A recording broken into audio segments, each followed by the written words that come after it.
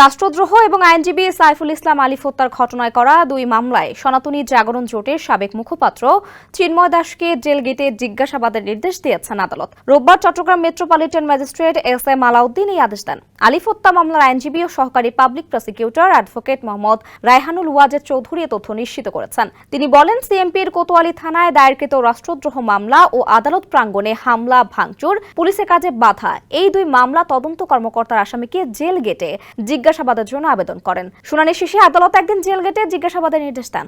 গত বছরের 31 অক্টোবর চট্টগ্রাম নগরের চাঁদগাঁও মোহরা ওয়ার্ড বিএনপির তৎকালীন সাধারণ সম্পাদক ফিরোজ খান বাদী হয়ে কোতোয়ালি থানায় চিন্ময় কৃষ্ণ দাস ব্রহ্মচারী সহ 19 জনের বিরুদ্ধে জাতীয় পতাকা অবমাননায় রাষ্ট্রদ্রোহের অভিযোগে ওই মামলা করেন। কাম অন ব্রো, এসব অনেক কিছু আসবে আর যাবে, এক্সপার্ট কিন্তু থেকেই যাবে।